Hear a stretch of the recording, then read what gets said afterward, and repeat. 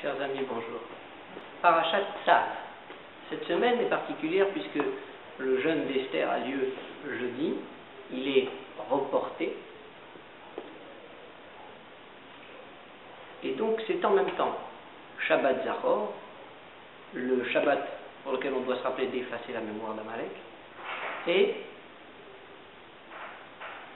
c'est aussi veille de Purim. Donc évidemment, le sujet premier est Purim. Et Purim, l'histoire de cet événement est surtout qu'à une période où les bénis Israël étaient bien, où ils ne pouvaient pas craindre quoi que ce soit, est tombé sur eux un décret. Mais pas un décret pour lequel ils auraient pu fuir ou éventuellement faire quoi que ce soit. Le décret était pire que l'époque de Paro, où Paro a décrété sur les garçons. Pire que d'autres époques où on pouvait fuir les pays. Là, c'était sur la totalité du royaume, qui contrôlait 127 provinces. Et a priori, logiquement, c'est pas compréhensible, puisqu'ils avaient de bonnes relations diplomatiques, comme on dit aujourd'hui. Il y a forcément quelque chose. Et en fait, pour comprendre bien ça, la seule solution, c'est de voir comment ils ont fait pour faire échouer le plan. Et pour faire échouer le plan, dès que Mordechai et Esther ont eu l'information, la première réaction, l'air Kenos et Kol HaYehudim Hanimtzeim Beshushan, va réunir tous les bénis Israël. Et jeûner et prier, évidemment. Donc on voit qu'ils n'ont pas cherché une solution diplomatique, ils n'ont pas cherché une solution logique, ils ont cherché le problème à la racine. Ils ont été voir spirituellement quel était le problème pour que physiquement ça se répare automatiquement.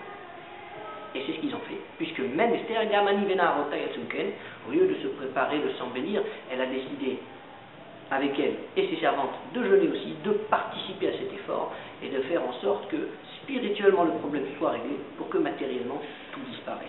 Et c'est un petit peu l'enseignement de cette semaine.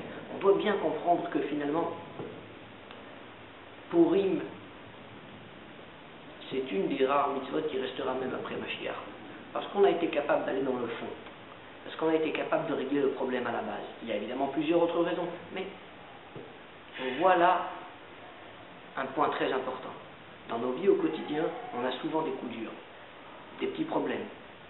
Et on a deux manières de le régler. Soit la voie diplomatique, peut-être ça marche, peut-être ça marche pas, soit la voie spirituelle.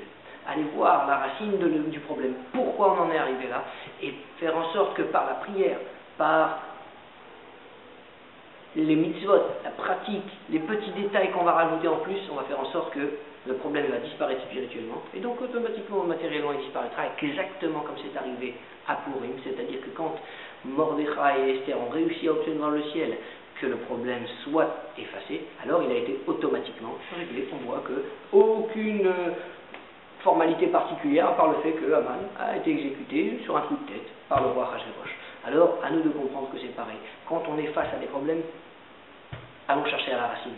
Allons voir comment on peut régler le problème spirituellement et faire en sorte que ce problème disparaisse définitivement.